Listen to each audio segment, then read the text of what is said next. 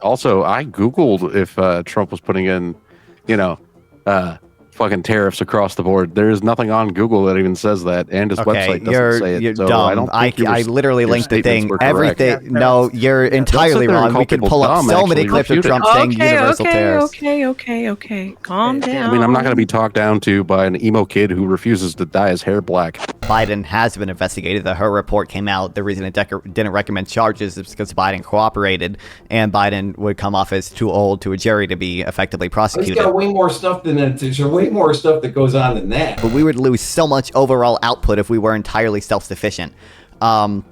We just couldn't manufacture everything on our own in order to, in the same way that China with its China has some allies like Russia and North Korea, I guess, and Iran to an extent. Like China can produce on their own. Like this is insane. We need Europe, we need South Korea, we need Japan to help us manufacture as much as China. Kind of closing up here, but this to me is like a big threat of the Trump presidency. I think Jack Smith should be allowed to continue his investigation into Eastman, into Giuliani, into Jeffrey Clark, into some of the other co-conspirators, Kenneth Chesebro and James Trupis. We are very close to hitting 1,000 subscribers. So subscribing right now will help out a lot.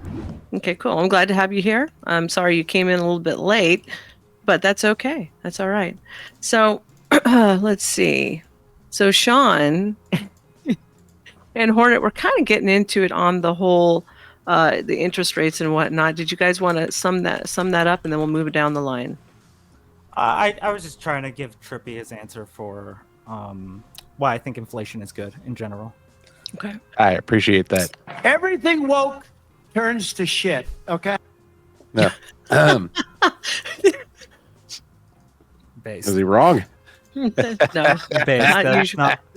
Unfortunately, no. Go broke. Let's welcome Uncle Charles in the house. He says 21% of black men voted for Donald Trump.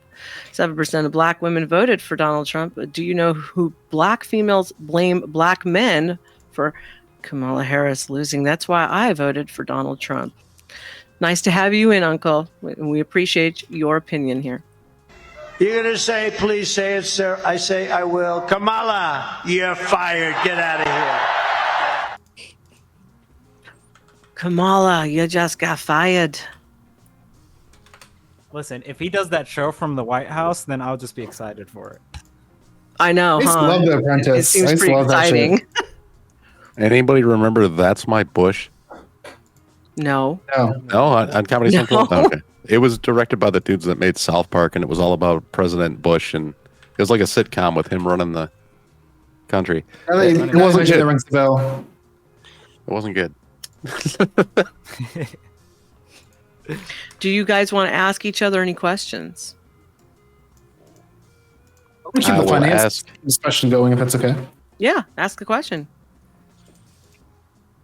So I said this earlier. I feel like there's some disagreement, but was there some disagreement that like a standard inflation rate around 2%, 1% is like normal to have? Like I've seen, again, I'm not an economist, but it seems like a lot of researchers say like having zero inflation actually is bad. Studies suggest that maintaining zero inflation could lead to permanent reductions in GDP and unemployment by 1 to 3%. It looks like they're always, at least the Federal Reserve is always targeting around 1 to 2%. Yeah, because their job is to divert money from the economy to the government. Yes. I mean, that's like being surprised that the military is pro-war or something, or that doctors like sick people. And that's the Fed's only job, is to divert money from the economy to the government. Yeah, you can also offset the numbers by lowering the money supply. So if you got paid more as an increase in your wages through, a tier bump or something, and you took that money and you paid off your mortgage, you're lowering the money supply because money is a debt instrument, and you're increasing wages. You can technically have a net zero. So there is ways of getting a net zero without, crashing the economy. Well, you also have to factor in all the trade negotiations that the country is doing. You have to factor in the amount of work that's done by each part of our taxes, right? Like we consider like the military and all these other things very important. So like you have to factor that in. And yes, obviously they're going to pull money from circulation to help that out. That's kind of how you run a country. Well, but that doesn't mean those aren't expenses. I mean, those are still for sure. You can ask a formally question. speaking in economic terms. That's still unproductive activity. It's not generating resources. Now, you can argue that it's necessary or that you need, safety or something, but in purely economic terms, it's not productive. It's still a cost that you're bearing. I would agree with you there. Like, I would say that those are costs really in general. When we spend in our military, we spend on road work, we spend all of these. Those are costs that we're eating, right? So that's generally why you want that inflation rate at that level, so we don't Can you tie those two together? Because I'm still real fuzzy on how it's like, Yeah, Sean. I was going to actually ask you to address that, Sean. Yeah. Can you repeat that? So it's just like you're making an assertion, and then it's like, and then something happens, and then thus the result. And that middle part is really opaque to me. Okay, so when we spend out money, right? Like when we spend our money out, like our tax budget, which would be our deficit, right? When we spend that out, that money is generally not being put in quote unquote productive sources, right? We're funding militaries, we're funding aid, we're funding a lot of different types of things.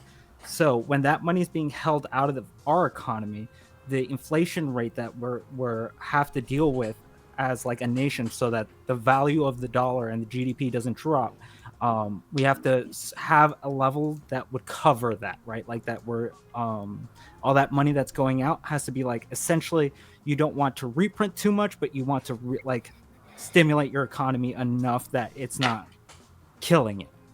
Well, so wait, okay. So again, the idea of stimulating the economy is a non-thing as well.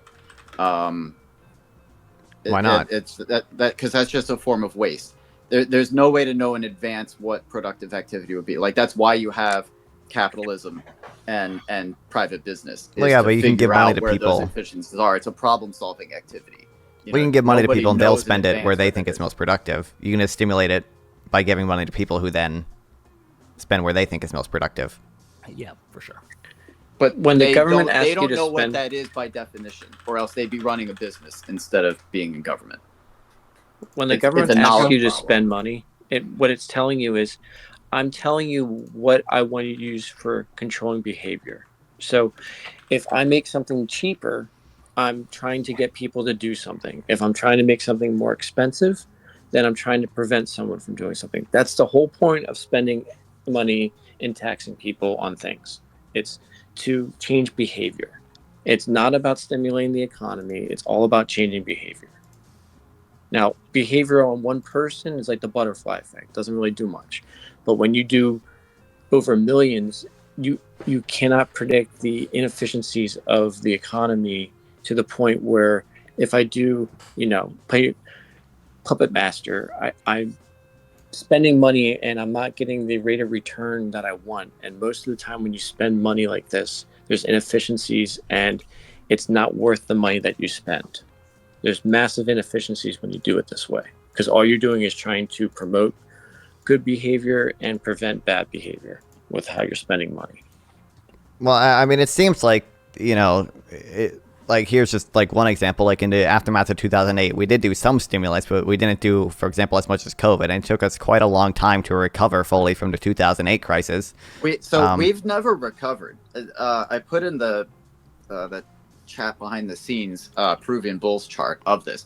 Again, the economy has been flatlined since 2008 precisely because of that quantitative easing. That thing that was done it's the reason why everybody feels like they can't get ahead and everybody's depressed and overdosing on opiates, is because there hasn't been any real economic growth since that 2008 crash, other than a slight Trump bump. I'm gonna reject that. We have this whole phenomenon of what are called frying pan charts, where you can see we were actually below trend for a lot of things after 2008, and then the COVID stimulus shot us back up to the pre-2008 trend. You can see this in, for example, real consumer expenditures. And how is quantitative easing responsible for slow growth? That's all just other than that you're notionally raising prices through increasing the money supply. Again, the economy itself has been stagnant. Just giving everybody more money doesn't make people more rich. I mean, this is like inflation 101. And that's exactly what's happened since 2008. Yeah, on paper. Sean, can I ask you a dumb I question? literally said real consumer spending, like inflation adjusting consumer spending. And also, I want to ask why you think quantitative easing is so responsible for this. But well, so we could pull up the chart, but yeah, I mean, so spending does not create wealth. Let's get that out of the way too. Wealth is created, it's Say's law. Production must precede consumption. You can't consume something that you haven't produced. All wealth that has ever been created in the history of mankind is from increasing efficiency of capital structure. It's only from doing things, creating more with less, that any kind of wealth is ever created. Spending itself is inherently wasteful unless it's engaged in a productive activity that creates more out of it than you put into it. well, I want to hear why you think quantitative easing is responsible for that. But I also have my own opinions on like the the here's reasons what to we're gonna stabilize do. We're effective gonna, demand. we're gonna finish. Dysfunctional Hold on. We'll finish up this part of it, and then I'm gonna ask you each a question, and then you guys can ask each other questions on any of these topics that you want to readdress. Okay, go ahead. Thank you, Wise County Waves, for the 5 bits. Go ahead and finish your thought, and then we'll move on to the next segment. Me? You want me to finish it? Yeah. Okay. Yeah, I mean, like, I have my own opinions on, like, the reasons to stabilize effective demand. Yeah, I think that's probably good to calm the animal spirits to keep investment stable. But also, I do want to eventually hear why he thinks quantitative easing is responsible for slow growth or whatever. Go ahead, Sean. Because, so demand is infinite. You don't have to stimulate demand. There's unlimited demand. People always need more. It's a matter of the efficiency of capital structures. And if you maintain inefficient structures by subsidizing or bailing them out with easy credit, there's no opportunity for new entrants to create more efficient structures. They're basically crowded out. Okay. All right. So now I've got a question for each and every single one of you. And we're going to start with you, Sean, because you're the closest to me. And then we're going to go to Trippy, Hornet, Shane, Princess, Nonfon, and then Bandit. So who thought that the racial rhetoric from the left was, like the whole, like, you're not black if you don't vote left, or Democratic? How do you guys feel about all that? You first, Sean. So this has been the problem basically since in the so-called mainstream since 2014 of the Great Awakening. But I think a lot of this is a knock-on culturally from the 2008 Great Financial Crisis as well, is this rise of identity politics. I mean, that's where it started. We've had previous discussions about how Gamergate was kind of a ignition point with that. But that shift in politics post-2008, focusing on identity and conflict within that is the source of that. Okay. And Trippy, your thoughts on that? I was on mute. I am sorry. Okay. I would agree with that. I think that the identity politics started, rearing its ugly head back when Obama was running for his first term. And it seemed like a lot of people had that mindset of, if I vote for this black guy, then I won't be looked at as a racist anymore. So to add on to that too, Obama in, I think, campaigning for his second term did send out what's been called the Dear Colleague letter. Basically, he sent, under his office, sent out a letter to all the universities that receive money through the Department of Education, who get student loans that are backed by the government, saying, particularly through Title IX, that, hey, if you don't ramp up the wokeness, we're not going to give you government subsidies. And academia is woefully dependent on those student loans it's a patronage network. That's how they survive. So they complied. They followed orders and ramped up the wokeness. And that's kind of what sparked off, kids going to college and getting indoctrinated in that. I believe you are correct. And there's a lot of indoctrination coming through colleges when people are like, oh, if you're a liberal, you're good. It seems like that's been being pushed a lot too. You're in the club. You're in the club. You're in the exclusive club called Anybody Who Has Pink Hair. And anybody who thinks they can just choose what they are, I mean, I've been identifying as Batman all my life, but nobody's given me $1 billion to make it true. Okay, Can I be Catwoman in the cool outfit with Yes. the whip? You could be Catwoman. Hey, it's 2024. You can be Catman if you want to. No, I want to be Catwoman with the cool heels and the whip. All right, Hornet, your turn. Same question, honey. I think identity politics have always been like ingrained into our politics since like pretty back in the day. Like we can look at just at the JFK election, right? The mere fact of him being a Catholic was this real sticking point for a lot of people. I don't think the rhetoric is helpful at all. I think the left should really drop it at this point. But I think identity politics is just kind of something that is ingrained into who we are at this point. So it's kind of a difficult thing to pull out from, like Trippy just said, like most people see liberals as like pink haired, whatever. So it's that both sides engage in it. It's just something that either we're gonna have to drop or the left is gonna have to adopt and stop being so elitist about it. Okay. Shane, are you there? Yeah, I am. I agree completely with that. You completely. I think it hurts them. It hurts them. Oh. Yeah. And you can even see it echo in Hollywood and other places as well, because they want to pull that same stuff too. You know, a whole bunch of lib. Oops, When sorry. you call when you call a black person, you know, a white supremacist for voting Republican, I mean, you got problems. You know. There's no. Who said that? Oh, it happens a lot. You wouldn't believe it. You should see the, you know, the black conservative YouTubers, the stuff that said to them. You know, there was or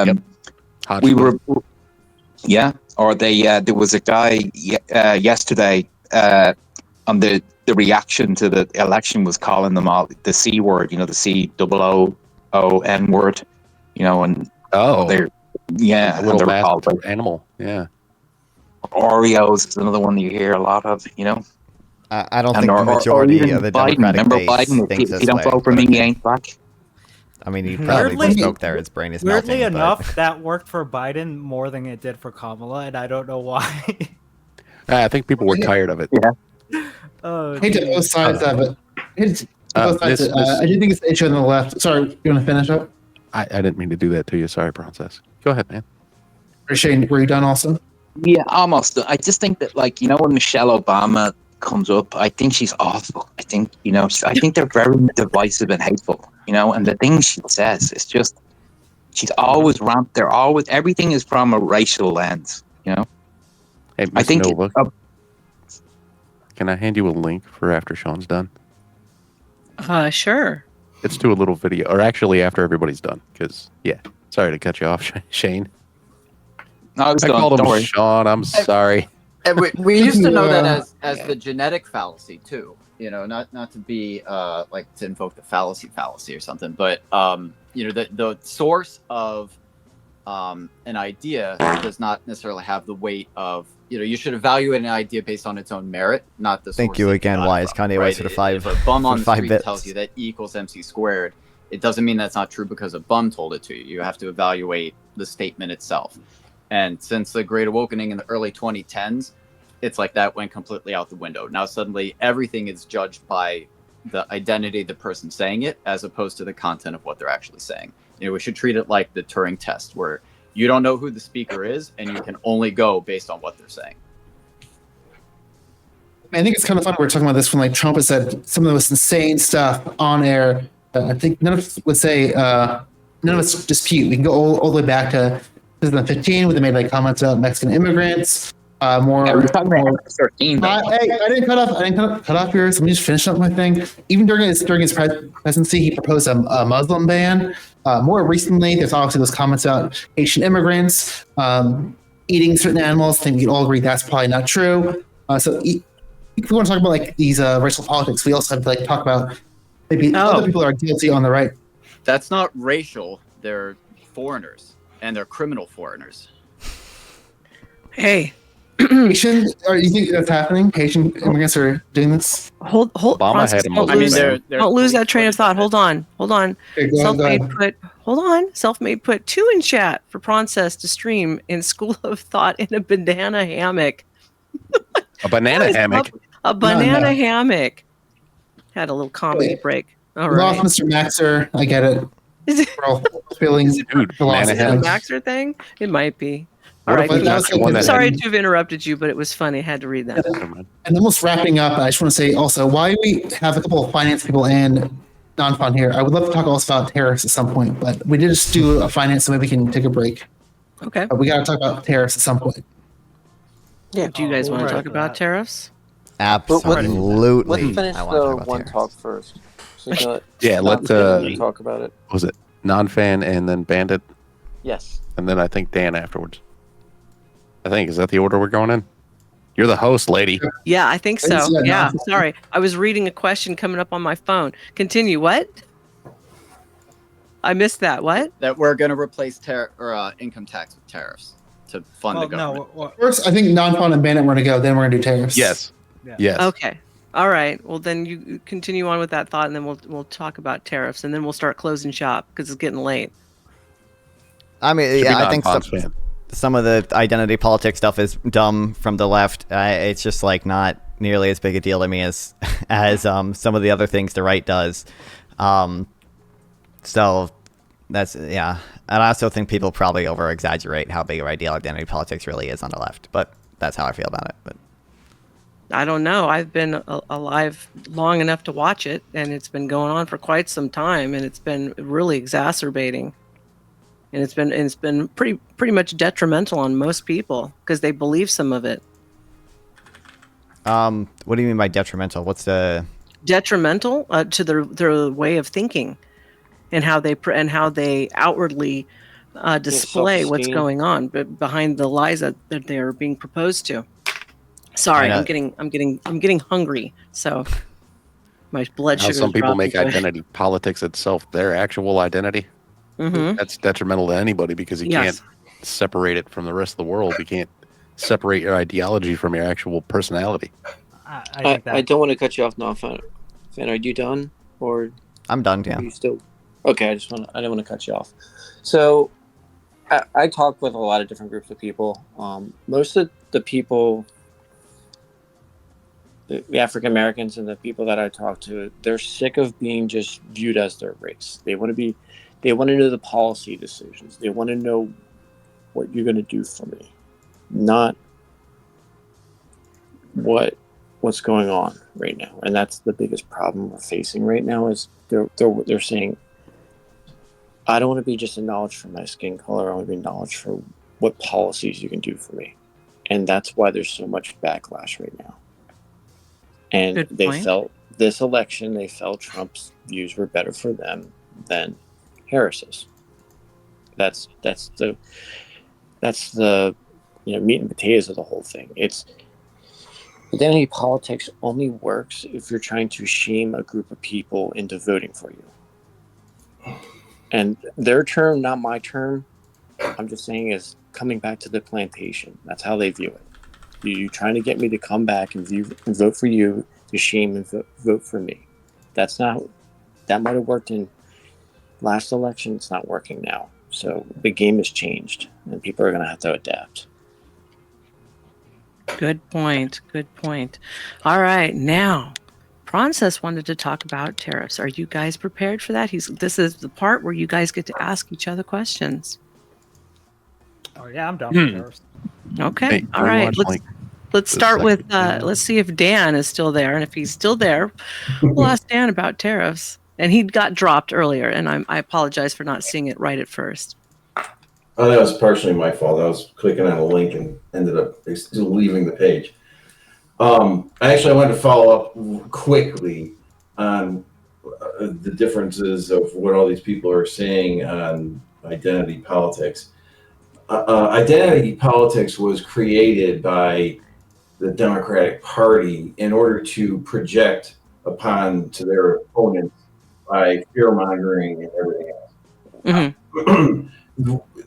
The thing that I admire about Trump is, for like him or hate him, is that he is so much not a politician, and he is he's like the guy that he's like the epitome of the ultimate troll, and every single time somebody goes at him, he reverses it around on them and throws the same thing back in their face. And then they turn around and go, "Oh, how dare you say that to me?" And it's hilarious because the identity politics people will say, "Well, how could you say that? How could you be that mean?" When and they take cherry pick words that he says in a sarcastic way and use that as like, "Oh, this is what he's going to do." And then when he says something serious, they turn around and go, "Well, he's never going to do that." And it just makes me so upset. And I think a lot of people, quite frankly, have caught on to that and said, "I'm not even going to listen to what you people have to say anymore. I'm going to look at what's right in front of me and pay attention to what life is and what reality is and go, oh my God, these guys have been snookering me all along, and now I'm waking up." And not to say woke people couldn't be woke, but I think even the woke people are waking up. But that's my opinion on that whole thing. So Okay. take it or leave it. As far as the tariffs, honestly, I think there's arguments on both sides on tariffs, but I do think that the tariffs are a good thing, and the reason why the tariffs are a good thing is because it's going to even even the level. Like we were talking about this last night, where when you can't compete with a country that doesn't follow the same rules of a capitalist environment, right? There is no capitalism in China, but we have businesses that associate themselves in China that they use whatever means is necessary to make the best or the cheapest product and to compete. And that's how capitalism works. But the problem with it is that you can't compete because, and the reason why you can't make anything in America anymore is because nobody is willing to work for 80 cents an hour. You're just not going to do it. They'd rather be on welfare and make $35,000 a year doing nothing, because that's what your options are. And it's sad that our country has gotten to that. So in retrospect, if we have to shove this down their throats, and if we, at the flip side, to say something that I think Sean was talking about earlier, and that's building up an infrastructure in the United States again. And I think this is one of the things that Donald Trump is trying to do, is create production. We're manufacturing. We need to start manufacturing a lot of our own things. I said that earlier. Rely on China for so many things that if they just decided to cut us off, we would be fucked. And we can't afford to do that. Yeah, prescriptions would be one of them. Well, prescriptions, I mean, steel. Steel. Lithium is going to be another thing. The Chinese are monopolizing on lithium. There are many things on that list, and they're mass producing things at levels that we just can't compete with, because we have a way of life in this country that we are accustomed to. You could be a bum on the street, and yet you've got your own cell phone and you're watching Netflix. Just to be in this country, you are already in the 1% of the world. So it's hard to get somebody to motivate people to do things. And the only way to do that is, quite frankly, tariffs are a punishment as a tax on the people, because we actually pay the tax. The Chinese don't pay the tax. That's true. The reason why we pay that is because we need to accept the fact that you live in a society where things are going to cost more because you want more. Okay. Well, All right, let's give the other panelists an opportunity to respond. In one moment, I wanted to thank Tommy King for donating $19.40 to School of Thot, and also to Dan, who donated $24.25 to School of Thot. All of those things will be going to new cameras and new equipment. We thank you in advance. Yay! Prancess, did you want to respond to the tariffs? Do you mind if we hear some other people on the right before we go into me and Nonfon? Sure, absolutely. I can talk if you're okay. So the trade deficit. So the big thing is, let's just say I have a widget. Okay, I buy the widget for $100. I have to take that $100 of US and give it to, we'll just say China. Okay, that's $100 is going to China. Okay. So now, without converting that currency, they have $100 US, and they can only buy something for $100 US. So China's going to go, okay, I can buy a tree in America for $100. So with a trade deficit, you're basically having the country buy all your natural resources, your land, whatever they can buy with American dollars. So if you do not fix this trade deficit, it's going to end up them owning your country, because they're going to buy everything from you, because they can only buy the currency that you're paying them in, because it costs money to convert it. So the smart thing would be to buy real estate. So why do you think they own the ports? Why do you think they own huge chunks of land? It's because of the trade deficit. That's why it's a national security issue. That's why, to be honest, Can we just not allow China to buy those things? Well, you're not entirely wrong, but I do want to say, like, the trade deficit is a capital account surplus, right? Like, it's financed by China buying bonds or buying U.S. stocks and investing into us. And I don't think tariffs would particularly help with the trade deficit either. But yeah, so that's actually exactly the problem, is that Wall Street and those stocks and bonds are our resource curse. And actually, JD Vance has addressed this directly. That's what's crowding out manufacturing here. So instead of making things, all we do is make these financial instruments, which is very good if you're part of that managerial class that tends to reward, Obama or Biden and Kamala. But it doesn't do anything productive. They're just paper assets. So like the number on the sheet goes up, but the real resources that we consume to live have been stagnant, especially since the 2008 crash. And then on top of that, you're really hurting. Can you expand on that a bit? Because when you say resources, what do you mean? So as in, like, the physical resources that make up the real economy, as opposed to just the accounting fictions that are, stocks and bonds and instruments that are meant to be. So it's like, the menu is not the meal. The map is not the territory. The signifier and the signified are two different things. And the way that a managed economy, whether here or in China, has been structured is intentionally designed to confuse those two. And the reason it's a resource curse is because, so if you have the opportunity cost of, you've got $10 million to invest, and one of the investment options is, well, I can invest in expanding a factory, which I think I'm going to make computers more efficiently, but maybe people don't want that type of computer, and I'm taking on all this entrepreneurial risk of, am I going to be able to deliver in time? Is it going to be what consumers actually want? All the stuff that you rely on capitalism for people to figure out.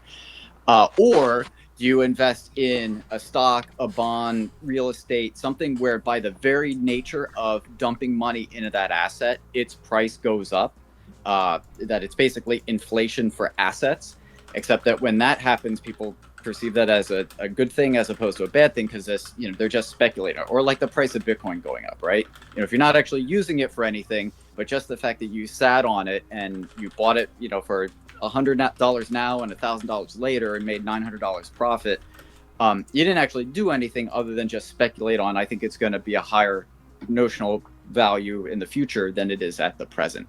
That is such a certainty when you control credit creation that all investment ends up being diverted into that. And that's exactly why globalization or global homo hasn't worked out, is that Ricardian, relative specialization or efficiency doesn't take into account credit creation. And credit creation happens at the national level or at least in the modern world it does, because banks are essentially nationalized. So you have this mismatch between localized credit creation and then global trade, which basically favors that anybody who's connected to, who is politically connected to receive credit creation ahead of everybody else, are the ones who benefit at the expense of everybody else. And it diverts it again into those dead assets of stocks, bonds, things that don't actually do anything, to the detriment of crowding out actual capital expenditure and investing in things that again, it's that the things that increase capital efficiency, that you're actually making real physical resources in a more efficient way. I was like, the first thing go ahead. The first thing I want to say is that having a trade deficit with China means that China is the one giving us their real goods and resources and exchanging them for claims on financial assets. That's what the trade deficit means. A current account deficit is a capital account surplus, right? Yeah. And also, like, you can say like the stock market isn't real or anything, but like at the end of the day, like every person working in a factory is a person not working at a financial institution. It's likely that the people working at a financial institution are going to get more money because those jobs are more productive. I understand you don't think they're really more productive, but those are bullshit jobs, as David Graeber wrote in the book. Yeah, the anthropologist says so. I guess I have to take him seriously. I mean, these bullshit jobs pay a ton of money. I mean, moving paper around versus actually, inventing things, making things, being more efficient. Goods. There's no way that's actually productive. Like that just doesn't even pass the sniff test. Sean, let me bring up a point, and then you can chime in on it. Let me tell you right now, as a business, anytime that you depend solely on another supplier for goods that you need, you put yourself in the danger zone. You should always have more than one supplier, but the smartest thing to do, considering we're talking about a country and the health of a country and the people inside of it, is to be solely dependent on what? Yourself and your own production. Mm-hmm. Go, Sean. Can I go real quick on that? Just sure. Sure. How do you account for certain things like cobalt, silicon, things that we can't manufacture in America because we don't have the resources for that? Like, we don't have cobalt mines, right? We can't produce silicon here, right? So we have to necessarily trade with other countries. There's always going to be something that we don't have that we're going to have to, just to even get our manufacture. Like if we want to make chipsets, like the silicon's going to be very important for that, right? So there's always going to be a level of trade that. But there's a way to fight that. We have stuff that they want that they yes, that's normal. We exchange goods for services. Yeah, we do have the silicon to produce the chips. Idaho. Not enough, Kirby. We have limited amounts of silicon in the U.S. Or the other thing you do is you silicon. You mean the stuff that sand is made of? Right. What about the blue? Wait. But what about like blue collar jobs and stuff like roads, truck, iron workers? I mean, yeah, for sure. Getting minerals and stuff out of the earth is fine. It's okay to trade with people. It's also okay to go someplace and start mining for yourself. Hi, China's doing it. But the point is, what I'm saying overall, like most of our prescriptions and stuff are made overseas in China. That's a big fucking red flag. Sorry, I just dropped that. What I'm going to say is I deny that universal tariffs on literally everything is the best way to fix this. Like, for example, semiconductors are a very strategic industry, very important that they're made here. Right now, semiconductor production requires equipment that can only be made in the Netherlands. The Netherlands is a good ally of ours. I don't really have an issue if semiconductor equipment requires equipment from the Netherlands. But universal tariffs would tax that equipment from the Netherlands. You're actually hurting U.S. semiconductor manufacturing by tariffing the steel used for it, by tariffing... What equipment can only be made in the Netherlands? Is it made of some material that only exists under Dutch soil? They're just the only one at the factories that have it right now, is my understanding. But that's the point. That's the problem, is that those factories should be here within our borders. Do you want us to be entirely self-sufficient, or can we rely on our allies for at least some things? In the world that can have autarky. We're like so overpowered. So to be clear, your position is that you want us to be entirely self-sufficient. Why not? We could be if we chose to. We're the only country in the world that could be, because we're so big and because we have so many natural resources. Okay, I don't care if we could be. Is your position that you want us to be entirely self-sufficient? Is that your position? Do you think that maximizes economic welfare for the U.S.? Yes, it does, because you're increasing job production all around Nope. by 100%. And that was Yeah. gonna be my Nope. next- Yeah, Tariff- actually wait, it is. do you acknowledge that Manufacturing tariffs is. protect jobs at the expense of other Tariffs jobs? You do not acknowledge protect that? jobs. Tariffs No, do they not always protect saying jobs. that we jobs do a because they straight give up jobs to tariff people either. that can't You don't, you tariff that are things. non-college educated. So you have jobs. You have two career paths. You have the college route, and then you have the trade route. Okay, if you increase the trade route, you're giving people that don't have to go to college now, that are stuck, instead of having to be a truck driver, they can do manufacturing jobs that are very high paying. We're talking, you could be starting off $60,000 with no debt, and Correct. you don't have to go to college. And the And college this is- route. Well, I feel like And just Van- increasing bullshit. educational attainment is a way better way to fix that problem. I don't want to give up the gains from trains and trucks run the country. I know You gentlemen do realize that, right? Trains and 100%. trucks Yeah. run the country. Sure, I fail to see. And they're not going to be electric in 2 years. Or They anything can't like be that. electric Ain't because happening you can't have anytime the soon. That was a huge liability to thing, sue man. someone in an They were accident. trying to say, oh, I- we need to switch from gas to electric. What we need to do is we need to find something that can replace gas and still work in the same vehicles. Well, There's That would be nothing a wrong. fixed There's way. I nothing fail wrong to see how Fucking this is But particularly that's relevant to the same- tariff conversation. Wait, that's the same argument that they're using, Well- that we need to become self-sufficient and actually produce some manufacturing. But they Don't look smug at me, kid. How do you Also- do that? How do you do that within 2 years, right? Like we can't become self-sufficient immediately, right? That's not And that's then not physically possible. I don't even think tariffs are I'm not a good saying- way to become self-sufficient, because, like, if, for example, Trump's steel tariffs didn't actually help American manufacturing. It probably protected 1,000 steel jobs and lost 75,000 other manufacturing jobs because they No, we actually decreased had exports. decent- We actually had tariffs during the 80s. That's what kept the steel industry alive. You pull the tariffs and then they fall apart. The other Well, at the thing expense of other jobs, though. It kept the steel industry alive, but it probably hurt a ton of other people. no, But those because other jobs are bullshit jobs. They're not actually productive. They're just You can call them bullshit managerial jobs, but office tell those jobs to where tell the people accountants who lose their represent each other. $80,000 a year accounting job at the New York Stock Exchange. Tell them that's a bullshit job when they're now unemployed and have to work in a dirty factory making $50K a year. You can Yeah, I'm sure they'll be very much happier distinct knowing that they you now don't have a in that bullshit job. statement, as if working in an office is more noble than working in a steel foundry is exactly the issue. Yeah, I working in finance, I'll be the first to tell you those jobs are all bullshit, man. They don't really do anything. It's all just, and they've conned everyone into getting paid all this money to do nothing. it's moving paper around. That's what you're You're doing. going to become dependent on making the money from that job and then eventually get replaced with a robot or a conveyor belt. Yeah. Just like Well, over at McDonald's, how they're going to be Pretty moving much. in all those bots to replace that's- the people at the register, to replace people who might bring you your food, even though I've never seen that at McDonald's. But manufacturing would It'd be creepy. But It's creepy. manufacturing would necessarily do that as well, right? Like that's one of the fears with manufacturing, that it becomes automized and then all these people lose their jobs, so they have to become some sort of skilled worker. And how you fix this is what Trump wants to do with lowering the capital gains to get more investment into the United States. Because if you take, I'm sorry, isn't that all bullshit? That's just pushing paper around. What? Capital No, gains? it's That's just actually not, capital because- income. That's all bullshit. Paper pushing If you actually bullshit jobs. listen What? instead of, Excuse you know, me? bitch, whine, moan, and complain over there, Shaggy, you might learn something.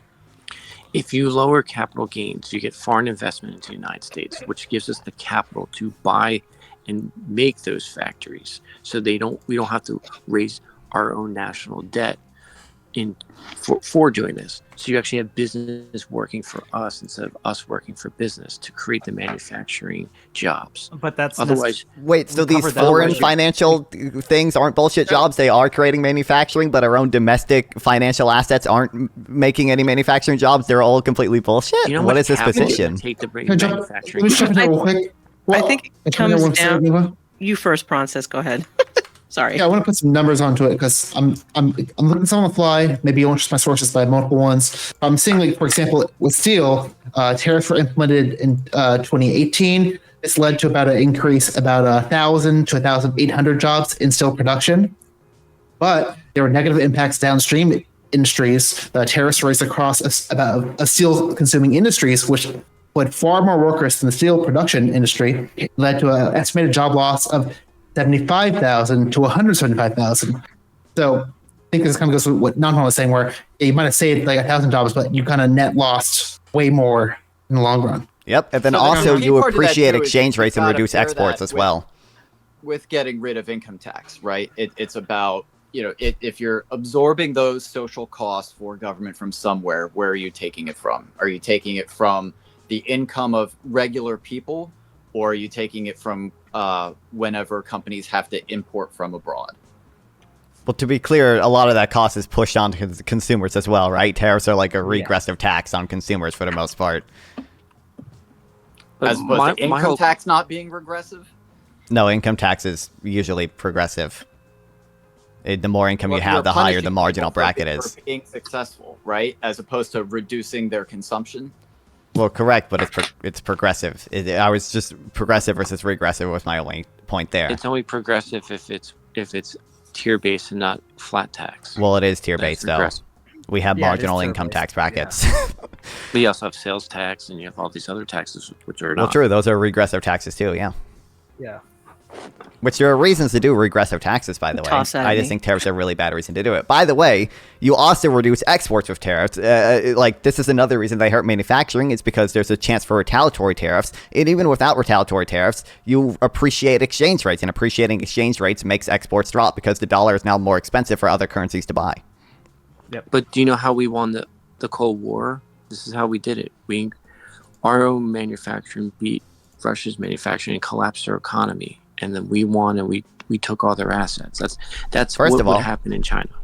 I Exactly what would happen. for the most part, agree with you. I just disagree that tariffs are a good way to to bring this type of manufacturing back. Like, I do believe it's not great that we rely on China for a lot of things. I don't think that's good. That's why I'm even in support of some tariffs on China. But universal tariffs are absolutely not the way to solve this, especially because we're not going to beat China in a go-at-it-alone strategy. We need help from our allies. We don't want to hurt our allies We're with already tariffs as beating well. China. China can't even build a building. Have you seen their construction? Well, the issue but is you right wanna now, make China our out to military be this equipment big, may be more scary advanced, fucking but place China when can it's make not. It's just a way bunch more of ships than bullshit. us. But that's Have you because ever of watched the movie The Interview? Wait, Trippy. That's because of safety regulations. Those are going to be. That's a whole Yeah, whole different- faces of buildings falling off into the street is Yeah, because of that's- safety regulations. Yeah, they cut out a lot of safety regulations in China that actually makes the buildings less stable. So Right, it's- which it's shows that about they don't fast have the growth. money to keep them up, right? No, it just shows that people are cutting corners to make themselves look bigger than they actually are. But why would Like, I they agree- cut corners if they I- didn't need to save I- money? I agree with you that China isn't the big Yeah. bad boogeyman. Like, I agree with you Right. there. But what I'm saying is that specifically, that particular part is just because of safety regulations, because they actually are cutting corners to make themselves look bigger and grow at a rate that they can't sustain, right? But I agree that universal tariffs should not be the way we go about things. Strategic tariffs have always worked very well. Like, again, if we tariff China because they're tariffing us for like 45%, that's not necessarily a bad thing, right? That's how the tariffs are used as bargaining chips. But if put a universal tariff on everyone, you're pretty much putting everyone in a position to be like, okay, I have to tariff you back to make this money back. Let me clarify. Are we talking about that? Is there an argument that we're actually having, or we have a policy that's up there that we're going to do universal tariffs across the board on everything? I mean, I don't that is what think Trump has that's said, even and that's up what for the debate. GOP platform says. So, Yeah, on his website, on particularly Trump's website, he says that he will start tariffing everything and any imported goods by 10%. and by the way, Trump Again, does not know what a tariff lot of is. You're things mentioning like strategically implementing tariffs. Trump doesn't know what a tariff is. Sure. Either Yeah, that or he he's doesn't. lying about That's it. you projecting what you think he does. And Find does me not a know onto single clip of Trump accurately been describing president? a tariff. Have Please you find been me a president? single clip. Calm down. Let Have him you been finish. president? I want to be heated. 'Cause he has It's been. so dumb. So tariffs are exactly That's how stupid the to say. government was funded before the introduction of income tax. I mean, there's a long precedent of the government funding itself entirely through tariffs and excise taxes. Yeah, 1913 was the they Wait. actually had to get an amendment to the Constitution because it was ruled that it was unconstitutional to use income tax as a tax. Because income tax was considered a head tax, which was, Yeah.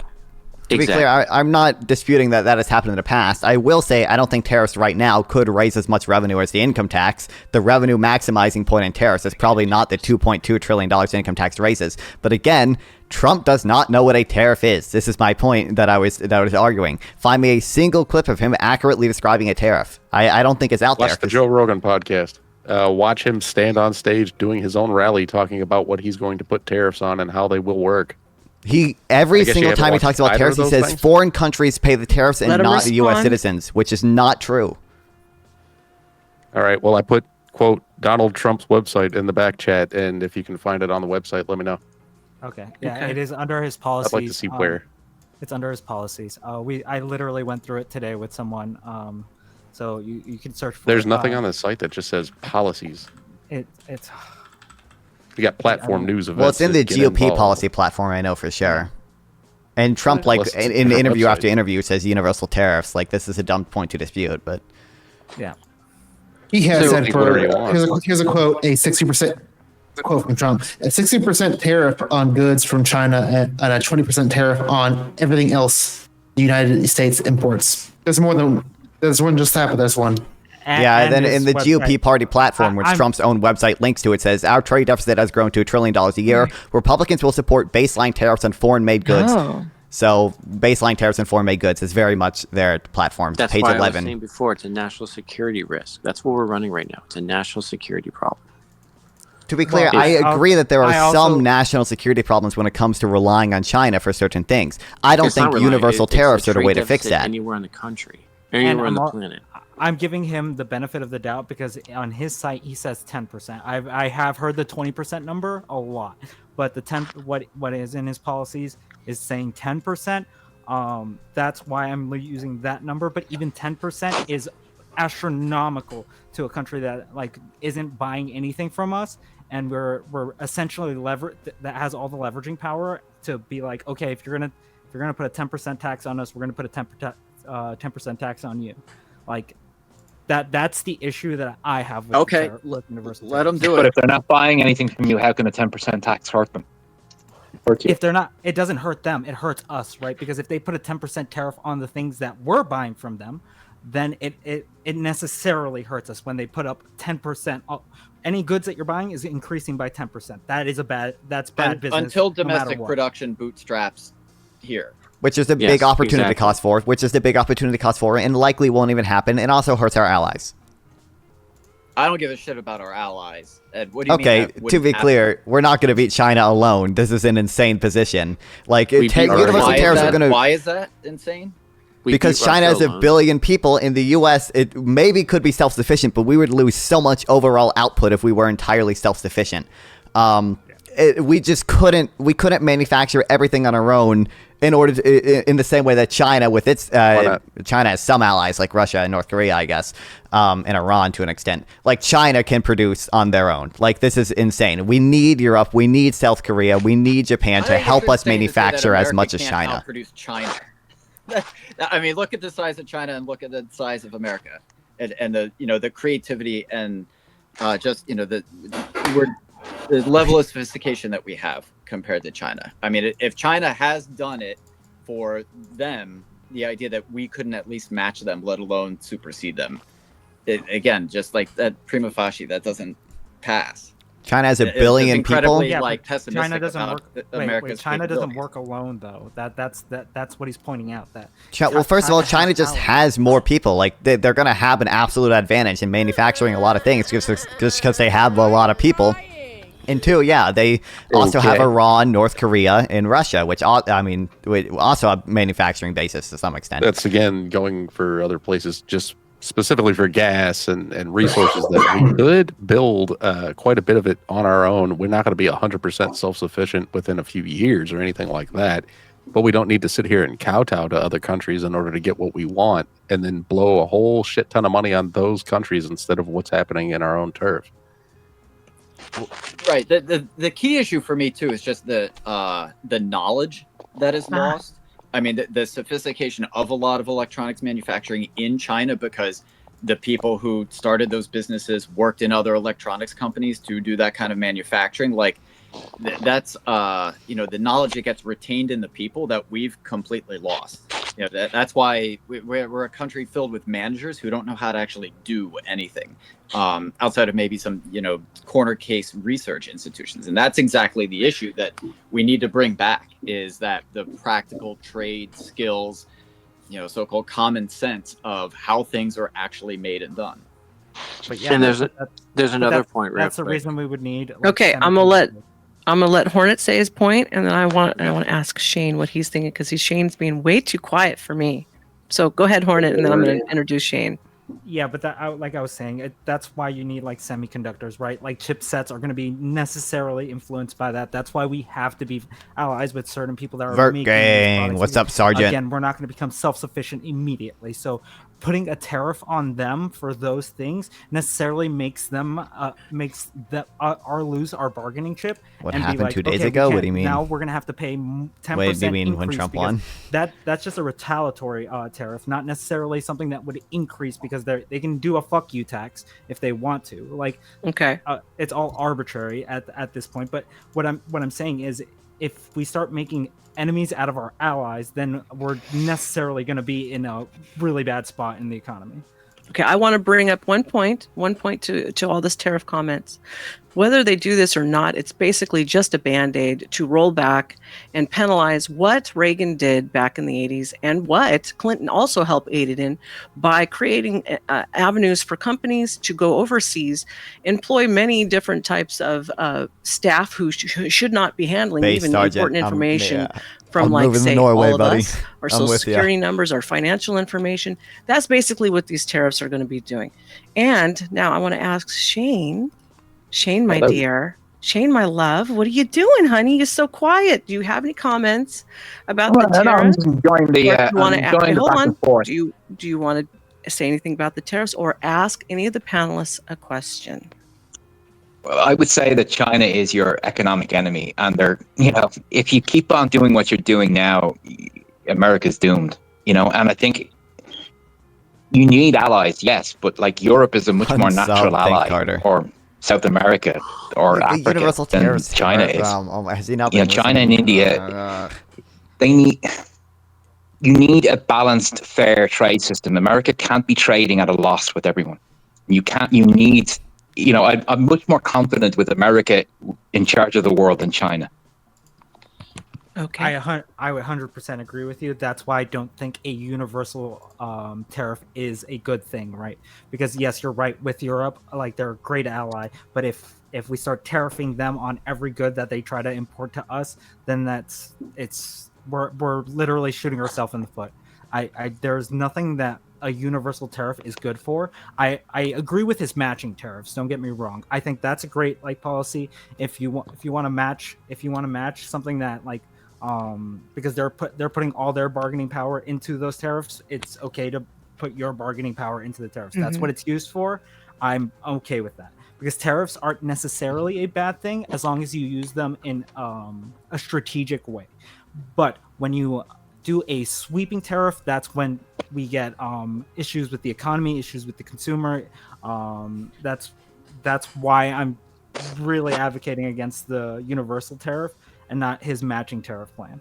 Okay. So, I mean, I would agree. Like logic to income tax, which is also a sweeping tax.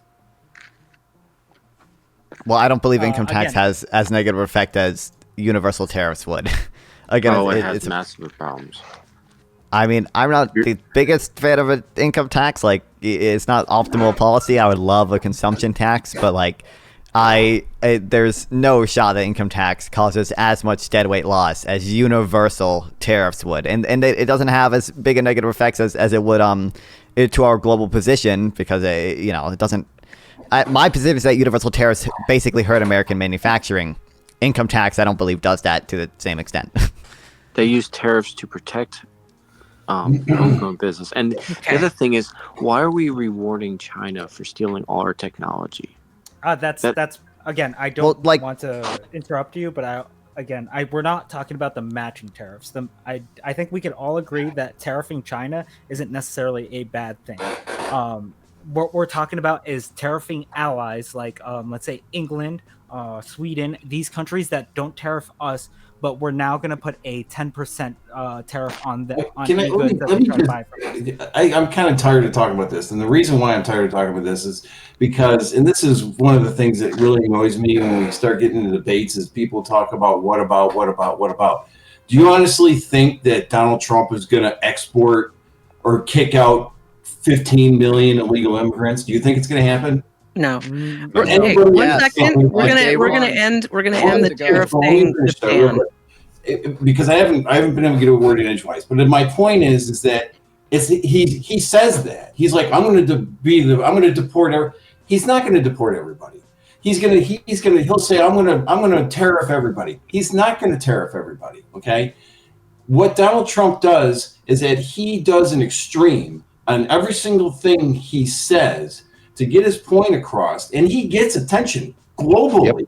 And every single thing the guy says, and he doesn't always do what he says he's going to do, but he always does almost everything he said he was going to do, because that was his plan all along. So I mean, you can sit here and say he's gonna be a dictator or whatever else. None of that stuff is going to happen, guys. I'm just telling you now. It's just not going to happen. We live in the United States of America. We do not live in Nazi Germany. It's never going to happen.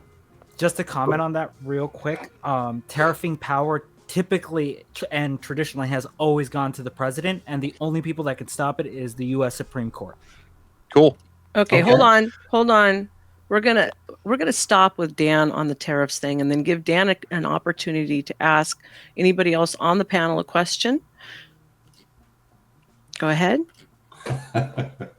It's a scary thing about some of the things that I could ask, but we've been talking so much about economy and financial theory. I'm more concerned about really what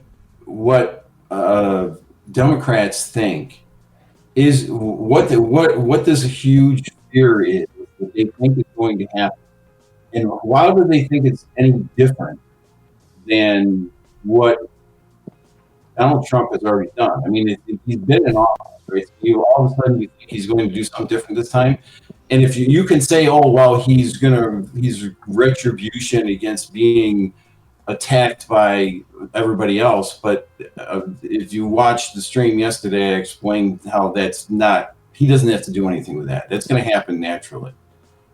So, my concern is what is the? Why didn't you just leave the guy alone and let him do his job, and then let the government be the government and let them do what they're supposed to do? Right? We have three parts of government, and he's only one of it. And even though you have a lot of Republican control right now, Republicans aren't. If anything, they're far more fiscally responsible than the Democrats are. But you may be concerned about immigration. You may be concerned about abortion, but you also have to look at what people vote for and what people look at. It's more than 50% of people believe abortion should be legal. So no, they're not. That's not going to happen. It's not going to be all of a sudden women are going to die because Donald Trump is a dictator. I mean, these things are stuff that really I want to set in motion to say, just chill out a little bit, okay? It's Dan, not going to happen. Do you think Trump Well, will we can't fire? do that because we have a lot of backseat drivers in the world, and we do have three branches of government, which is federal, judicial, and legislative. Okay, and so yeah, we should all let them work this bullshit out.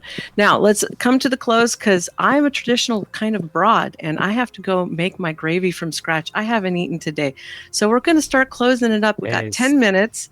I'm going to let you gentlemen go one by one, ask each other a question, and then afterwards, I'm going to give you each a parting statement and introduction for your channels. Let's go. Let's start with Princess. Do you have any questions for any of the panelists? Sorry, no questions. I'm kind of very tired after days and days of streaming. I need to catch up on my sleep. I I'm gonna do totally that pretty understand. soon too. How about Yeah. I drink? put you solo, and you want to give a final statement? Yeah, thanks for coming. Thanks for inviting me. Rather, you see, I'm already messing up my words. Thanks for me on Nova. Always happy to speak with you. You guys can give me a Same. sub. Go over to the Pronsis channel. I'm a very brand new small YouTuber. Help me out. We hit 500. New threshold I'm trying to get. Also, while I'm here, Nova, you should come on the speed dating show on Sunday if you're available. Okay, if I am here on a Sunday, then I will definitely stop by. I'm so glad to have had you here. It's been a pleasure, and you've been a wonderful panelist. Thank you for coming, honey, especially on such short notice. So we're gonna let Pronsis go because he's extremely tired. So we totally understand that. Dan, did you want to ask any of the people on the panel any questions, and then we'll start moving around and rotating? Oh wait, hold on one second. I almost totally forgot. I'm getting tired. Please forgive me. Let's say hello to the chat one more time. We've got Bold, we got Vids, we have, I said hi to Adam, but I'll say hi again. Hi, Adam. We've got Night Owl, who just came in. We've got Coleman Taylor, and we've got, I believe I said hi to you earlier, Greg S. But if not, hi, honey. How you doing?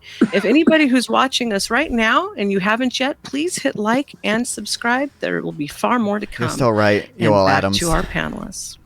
Thank you, Peter. What's up? Hi. Hi. Hi, we're here. We're here. Hi. Dan, did you want to ask anybody any questions? No, I mean, there was a lot of talk and a lot of people going back and forth, and I think that there was some valid points on both sides. There's things I disagree with. I even disagree with some of the people on my own side, but I'm not an economic.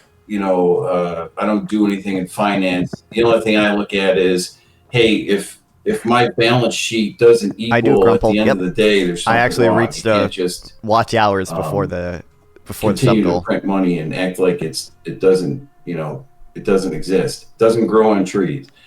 So that's my only common sense opinion on the whole financial end of it. Okay. I don't know why it's not showing, but I do have 1,009 and, subscribers actually. Non-fan, do you have any questions, or would you like to just give your final statement? I do want to ask Dan one thing. Okay. Dan, do you think Jack Smith will be fired if he doesn't resign before Trump gets in office? I think Jack Smith will probably resign. Okay. Well, my question. Do I think he'll get fired? If he didn't resign, do you think Trump would probably fire him? I think he will get fired. Okay, but it doesn't really matter.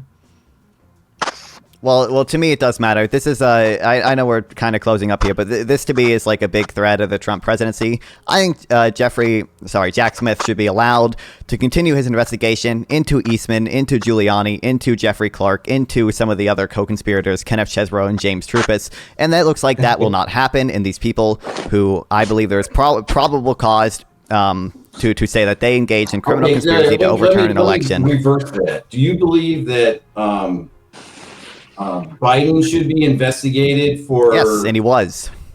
No, he wasn't. Yes, her report came out. Recommended no charges. Panel. This is the difference between. This is the thing that I get kind of annoyed with when I talk to people like yourself who you cherry pick things and you make it sound like, oh, well, this is how it's supposed to be, and everybody should be treated in such a way. But we don't pay attention to what happens over here, behind the curtain, while at the same time we are trying to charge a man who's 78 years old, who's never had a misdemeanor in his entire life, with 37 felonies that you actually made up a law in order to charge the man for a felony that wasn't even a misdemeanor to begin with. And that's just one of the many charges that the guy has. So, and Smith, Jack Smith there, he was a hatchet man. They literally brought him in to try and take out Trump. You can argue it all you want, but if Trump did not try to rerun for election, none of this stuff would have ever happened. I would bet $1 million on it.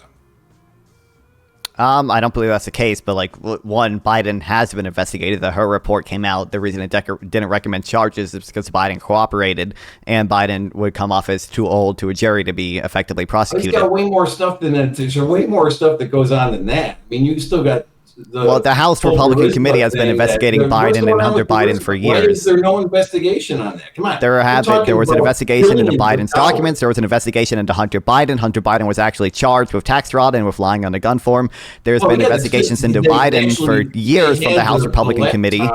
They can't find anything. Hey, this is we have evidence. You don't have a choice. What do you say? Sorry. They had to charge Hunter Biden because they had evidence. If that evidence wasn't brought to Rudy Giuliani, who's also being lawfare persecuted because of his position, that's not true. It would have been buried. We wouldn't have even have known about that laptop if it wasn't made public record. Wouldn't have known it.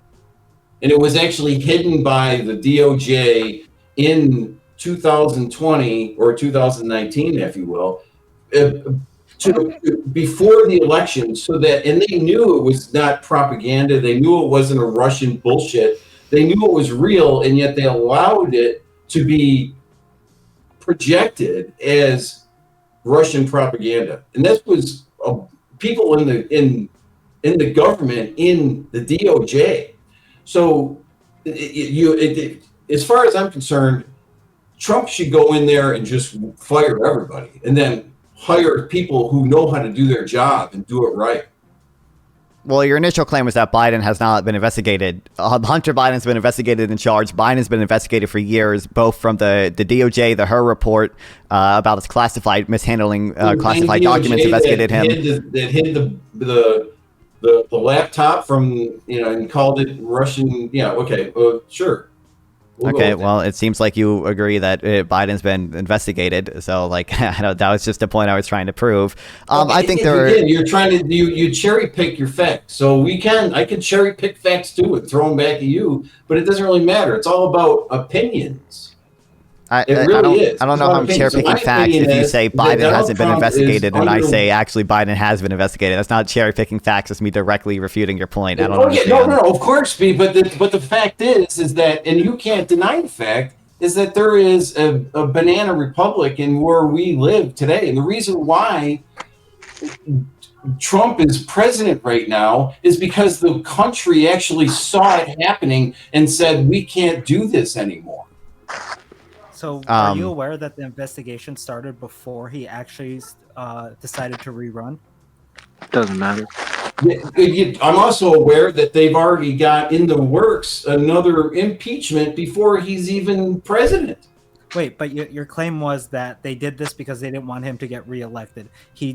That happened way before this happened, within the 6 months that he left the office, and then the DOJ. No. It started, but it would not have been pursued into where it is now. It would not have been. So you're totally fine with them impeaching a private citizen, then, Hornet?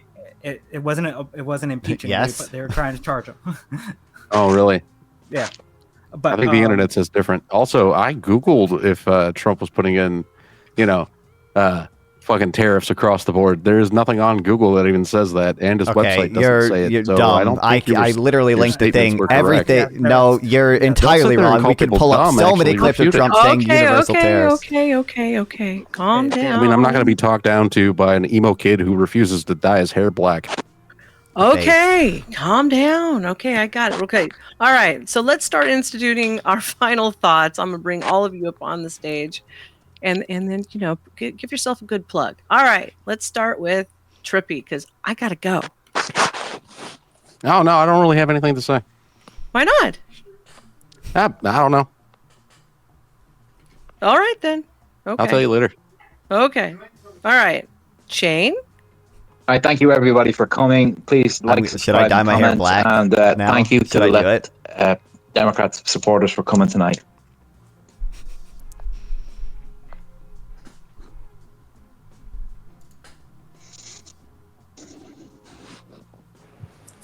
Thanks everyone for having me on. Really appreciate everyone's input and having some time here. Keep an eye out for my forthcoming book on the managerial revolution and publicly traded securities. And yeah, I'll see you in the next one. Thank you so much, Sean.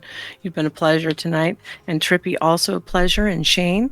And let's move on to Hornet. Thank you for having me on. I really appreciate these conversations. I think they're important to have. Go sub up to Avoided Hornet. I do politics sometimes, and then I also do video game stuff. So check it out. Thank you for having me on again. Very, very cool. Look forward to checking that out. We'll talk about Paths of Exile or something later on. Okay. Wink, wink. Okay. Hey, all right. Let's go. Banded. I'd like to say thanks for having me on. The discussion was mostly civil, which is great, especially in this day and age. So that's thumbs up to everybody. I just wanted to say with closing argument, the reason why Trump's case is dropped is because they'd have to impeach him to try him on a trial, and the likelihood of him getting impeached with a conservative House and Congress is damn near impossible. So that's why he's dropping the court case. But appreciate you having me on, and good luck. Good night, everybody. Thank you so much, Brandon. It was a pleasure. You're always great to listen to, all the financial advice, you and Sean. And Nonfon. Yeah, greatly. Fan. I'm sorry. You're good. Yeah, it's Nonfon. Greatly appreciate being here. You can find me on YouTube at Nonfon, NONFON. I stream almost daily. I do these types of debates a lot. I really appreciate them. You can go watch me debate Timothy Hale, a Jan 6 here, or go watch me on the Hippy Dippy Rumble show. That was fun. I guess just like my closing argument, my initial point was that Jeffrey Clark should be allowed to continue prosecuting Rudy Giuliani, Jeffrey Clark, a few of these other people, not Trump himself. I believe there is probable cause of these people engaged in criminal conspiracy to defraud the United States, and now they will never be prosecuted for their actions. That is the threat of a Trump presidency. Thanks. Yeah. Thank you so much, Nonfon. It was such a pleasure having you here. And Dan. Thanks for having me on. I did a lot of listening and not a lot of talking, although when I did talk, I talked loud, and I do talk loud, and I apologize. The one thing I will close on it is don't worry, the world's not going to end. Trump's only going to be in office for 4 years. And you can investigate him all you want, but also pay attention to how the lawfare works. So if you're going to prosecute, make sure you prosecute across the board and on both sides, and don't just do hush hush on one side and nothing on the other. As far as I'm concerned, well, let me finish. As far as I'm concerned, there is, as far as interference and things that happen in elections, our government is probably the biggest offender of that in interfering in elections and on their own level, secondary only to the media and the big tech. And all three of those have a control of the bully pulpit, and they change the way people vote based upon a propaganda. And as far as I'm concerned, that's far more illegal and far more worrisome than one guy who fought for somebody else and tried to make a fought against a machine that was far bigger than him. Okay. But, again, that's my opinion. All right. I'm dyeing my hair black. Thank you so much for your opinion, Dan. It's always welcome and always glad to have you on. All right. So from all of us here at School of Thought and all of our panelists, we want to thank you for joining us, everybody in the chat that I might have missed. I saw a couple extra new names pop in. Dude, the face guy, and there was a lady who came in here, but I can't see it. Anyways, if I didn't call your name, I'm sorry. But I appreciate you all for being here, and I hope you all have a wonderful night and a good rest of your work week. From all of us here at School of Thought, we thank you, and see you later. Bye. What if I did dye my hair black? Buy oil stocks? Bro, we're already energy independent, man. I know this good. Apparently, maybe we'll do that green energy debate. I don't know. Green energy is not my favorite topic. I'd have to do more research for it, which I'm open to doing. But the campaign was doomed. I vote Chad. Oh, yourself. But AMD, isn't AMD probably going to be hurt? Trump wants to repeal the CHIPS Act. This is what also is insane. We were on like universal tariff things. I didn't get to. We never got to this point. But like, not only does Trump want to hurt semiconductor manufacturers by tariffing literally everything they import for their semiconductor manufacturing, but also he wants to repeal the CHIPS Act, the very thing that gives them the subsidies and the tax incentive financing. That enables them to, have chip production here in the U.S., which is just insane. Yeah.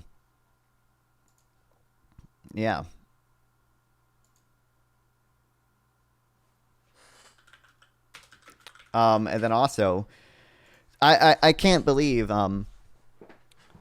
these people, one, expect me to trust Trump to strategically implement tariffs when there is not a single clip of Trump accurately describing what a tariff is. At least I have not seen one yet. If anyone has a clip of Trump accurately describing what a tariff is, I would love to see it. Two, his position was we should use tariffs to be entirely self-sufficient. Basically entirely self-sufficient, okay?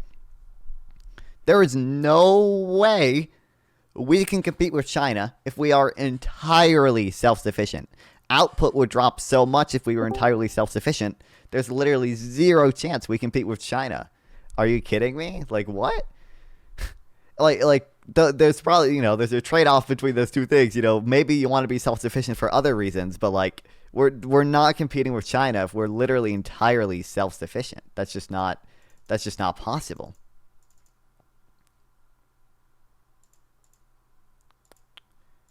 And then we didn't get to talk about too much, but again, like, I don't even think tariffs like help domestic manufacturing. Trump only has partial understanding what a tariff is, and he believes that using a broad brush of tariffs to the point where he's talking about removing tariffs completely for a full tariff. I know it's wild. And the income tax talking point too. I'm sure there's got to be some empirical evidence on like the deadweight loss of income tax. 0% chance that the deadweight loss caused by income tax is bigger than the deadweight loss caused by tariffs. Zero shot that's true. If you want to chat with me live, sub here or go to Nonfon420 on Twitch or Kick via the links below. Once again, please like and sub to help with the algorithm, and consider sending a donation through YouTube Super Thanks to directly support me, and I'll make sure to reply to any question you ask. See you guys next time.